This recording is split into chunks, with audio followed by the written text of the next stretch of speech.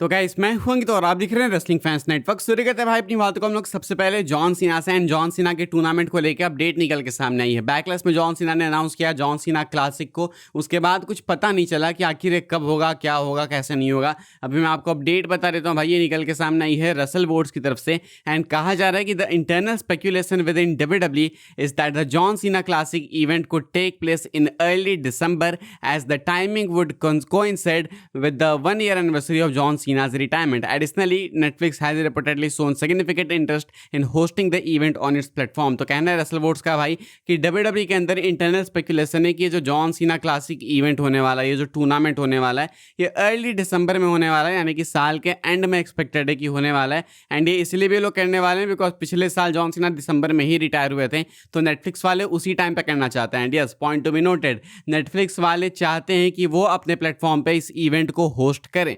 मुझे नहीं पता भाई कि ऐसा इनको डिमांड क्यों करना पड़ रहा है। लाइक ये बिल्कुल एक अलग ही कुछ होगा क्या?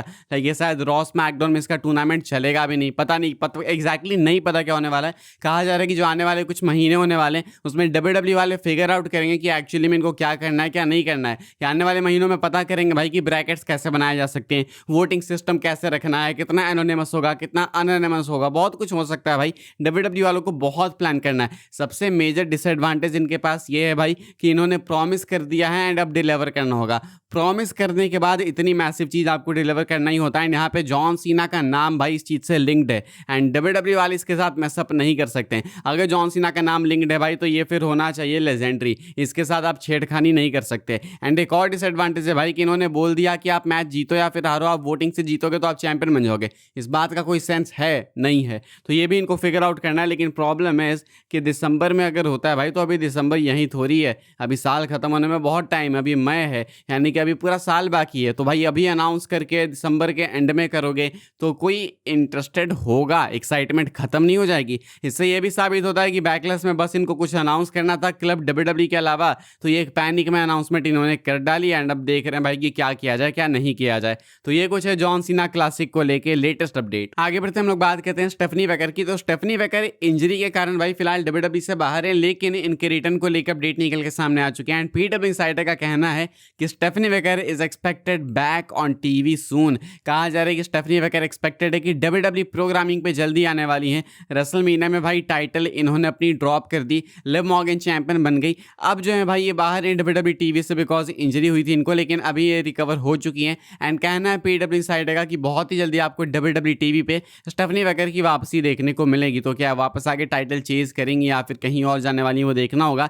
एक मुझे लगता है कि स्टेफनी वेकर एंड एक जूलिया को ढंग से यूज़ करना चाहिए। स्टेफनी वेकर का तो सही हो गया, लेकिन जूलिया को ढंग से यूटिलाइज करना चाहिए, वापस उनको उनके NXT वाले लुक में डालना चाहिए। काफ़ी अंडर यूटिलाइज्ड है एंड उनको ढंग से भाई फुल पोटेंशियल पे यूज़ नहीं किया गया। तो जूलिया अगर स्टेफनी वेकर के लेवल पे आ जाए तो अच्छा होगा। फिलहाल स्टेफनी वेकर को लेके ये एक गुड न्यूज़ निकल के सामने आई है। आगे बढ़ते हम लोग बात करते हैं अगली अपडेट के बारे में, जो कि जेसी जेन को लेके। WWE वाले जेसी जेन को देने वाले हैं बहुत ही मैसिव पुश। ये क्या अपडेट है वो भी मैं आपको बता देता हूँ भाई। ये अपडेट अगेन निकल के सामने आई है रसल वोड्स की तरफ से। कहा जा रहा है कि the creative plan surrounding fetal influence have begun shifting due to the overwhelming crowd response they have received. Several within WWE creative are set to be adjusting plans for the SmackDown Women's Division in order to feature JC Jane more prominently than originally planned. कहना है Russell woods का कि WWE वाले originally जो plans लेके चल रहे थे, अब उस प्लान को ये लोग बदल रहे हैं बिकॉज इन्होंने देखा कि फेटल इन्फ्लुएंस यानी कि JC Jane के साथ के जो फैक्शन है, इस फैक्शन को भाई फैंस जो है बहुत अच्छे से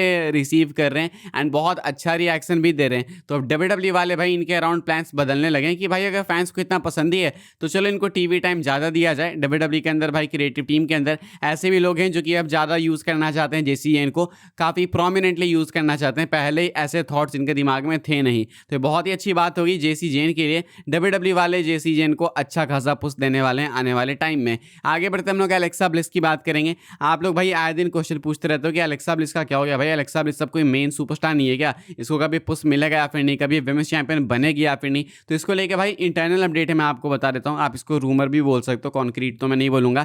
WWE वाले अब एलेक्सा ब्लिस को देखते ही नहीं है मेगास्टार के तौर पे, यानी कि WWE वाले अब एलेक्सा ब्लिस को टोटली खत्म कर चुके हैं। मान चुके हैं कि अब एलेक्सा ब्लिस हमारे लिए ड्रॉ नहीं कर सकती, उसका समय निकल चुका है। तो इसलिए बस उनको रखते हैं, मतलब अपने रोस्टर में रखते हैं कि इधर उधर कहीं यूज़ कर लेंगे, जैसे सालेट के साथ अभी थी। तो ऐसा किया जा सकता है, लेकिन मेन सुपरस्टार अभी वापस से कभी नहीं बनने वाली है। तो अगर आपके दिमाग में ऐसे ऐसे थॉट्स हैं या फिर आप ऐसा विश करते हो कि एलेक्सा वापस से टॉप पे जाए, चैंपियन बने, मेन फ्यूड्स का पार्ट बने, तो वो नहीं होने वाला है एंड वो टाइम काफ़ी बीत गया। मुझे लगता है लास्ट टाइम एलेक्सा ब्लिस अगर टॉप पे थी तो वो वही लॉकडाउन वगैरह के टाइम पे थी, रेसलमेनिया 37 के टाइम पे थी लास्ट टाइम, 2021 मान लो। उसके बाद भाई 6 साल 5 साल लगभग बीत चुके हैं। एलेक्सा ब्लिस उसके बाद कभी भी रेलेवेंट हो ही नहीं पाई एंड डब्ल्यूडब्ल्यू वाले अब उनको मेन सुपरस्टार के तौर पे नहीं देखते हैं, इसलिए उनको ऐसी अपॉर्चुनिटीज़ भी आगे आने वाले टाइम में नहीं मिलने वाली है। इट्स सैड टू हियर, लेकिन समय बीत चुका है, अब सुपरस्टार्स आ चुकी है उनको रिप्लेस करने वाली, ये भी रियलिटी है। आगे बढ़ते हम लोग बात करते हैं भाई अपनी आखिरी अपडेट के बारे में। ये बहुत ही इंटरेस्टिंग अपडेट है, ध्यान से सुनना भाई।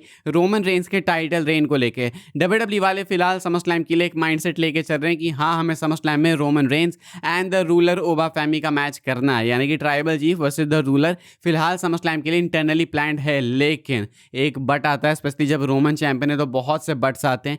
वो बहुत से बट्स, वो पीछे वाले बट्स नहीं, बहुत से बट्स मतलब लेकिन वाले बट्स आते हैं। तो ऐसे में क्या बट है भाई यहाँ पे? कहानी ये है कि डिपेंड करता है रोमन रेंस पे। अगर रोमन रेंस समरस्लैम के टाइम पे टाइटल ड्रॉप करने को तैयार हैं, तब तो डब्ल्यूडब्ल्यू वाले इस फ्यूड के साथ में आगे जाएंगे, ओबा रोमन करेंगे। लेकिन अगर रोमन रेंस समरस्लैम के टाइम पे टाइटल ड्रॉप करने को तैयार नहीं है, तो देन रोमन ओबा नहीं होगा। डब्ल्यूडब्ल्यू वाले ओबा को रोमन के सामने नहीं लाएंगे अभी समरस्लैम में, अगर ओबा को हारना है तो। ये कुछ कहा जा रहा है, अपडेट का ये कुछ बताना है, यानी कि रोमन रेंस चाहेंगे अगर हारना तभी ओबा फैमिली के साथ इनका मैच होगा समरस्लैम में, अदरवाइज नहीं होगा। और मुझे लगता नहीं है कि रोमन समरस्लैम में हारना चाहेंगे भाई, मुझे लगता है रोमन एक लंबी रेन देना चाहेंगे। इनफैक्ट मुझे लगता है कि साल के एंड में इनका मैच होगा। ये कहा भी था रेसलमेनिया के बाद ओबा ने कि साल के एंड तक मैं रोमन को टारगेट करूंगा, तो इन्होंने जब बोला था तो वो चीज़ होगी ही हो गया। मुझे तो ये भी लगता है कि रोमन कहीं ओबा से हारने से रिफ्यूज ही ना कर दें। मुझे लगता है रोमन बोलते कि भाग नहीं हारूंगा इस समय, तो ये भी हो सकता है। आई मीन ऐसा मैं श्योर लेके नहीं चलना चाहिए कि ओबा तो हरा ही देंगे भाई, एंड अगर हरा भी देंगे तो हो सकता है कि मल्टीपल मैचेस हो, एक रोमन जीत जाए, एक ओबा जीत जाए एंड फाइनल अपना डिसाइडर हो। लेकिन क्या ओबा फैमिली रोमन को बीट करेंगे? अच्छा होगा उनके लिए, डेफिनेटली अच्छा होगा, लेकिन कहीं वही बात नहीं आ जाए कि लेसनर को भी ले गया, रोमन को भी ले गया, तो अब तो भाई फिर इसको फेल आप नहीं कर सकते। मतलब स्टेक्स काफ़ी हाई हो जाएंगे एंड डब्ल्यूडब्ल्यू वाले उसके बाद फंबल नहीं कर सकते। आप लोग बताना भाई आपके अकॉर्डिंग, क्या ओबा फैमिली रोमन रेंस समरस्लैम में होना चाहिए एंड क्या ओबा फैमिली को यहाँ पे रोमन को बीट करना चाहिए? वो मुझे आप लिख के बता सकते हो। एंड अगर समरस्लैम में नहीं तो साल के एंड में अगर रोमन चैंपियन होते हैं एंड वहाँ पे ओबा रोमन होता है, तो क्या साल के एंड में ओबा को रोमन को बीट करना चाहिए? मैं ये नहीं पूछूंगा आपसे कि ओबा रेडी है या फिर नहीं, मैं आपसे सिंपल पूछूंगा, क्या ओबा फैमिली एज ए सुपरस्टार आपने जितना अभी देखा है, क्या आप उसको रोमन के सामने जीतते हुए देखना चाहोगे या फिर नहीं? आज कल परसों तरसों मैटर नहीं करता है, बस इतना आंसर कर देना भाई। मैं तो समझला में रोमन एंड सेथ का मैच देखना चाहता हूँ एंड उसके बाद रोमन ओबा साल के एंड में हो जाए, लेकिन मैं चाहता हूँ कि रोमन उसमें भी जीत जाए। फिलहाल इस वाली वीडियो के लिए ये सारी अपडेट्स थी भाई। आई होप आपको इन्फॉर्मेशन मिली हो तो वीडियो को लाइक कीजिएगा, शेयर कीजिएगा, सब्सक्राइब कीजिएगा चैनल को, ताकि आने वाले टाइम के अंदर आपको और भी सी डब्ल्यूडब्ल्यू की अपडेट्स वगैरह सबसे पहले देखने को जानने को मिलते रहे। फॉलो कर सकते हैं आप लोग मुझे इंस्टाग्राम एंड ट्विटर पर, लिंक आपको मिलेगी डिस्क्रिप्शन में। ज्वाइन कर सकते हैं व्हाट्सएप चैनल को, उसके भी लिंक है डिस्क्रिप्शन में। मिलूंगा मैं आपसे अगली वीडियो में जल्दी ही, तब तक के लिए goodbye, thanks for watching.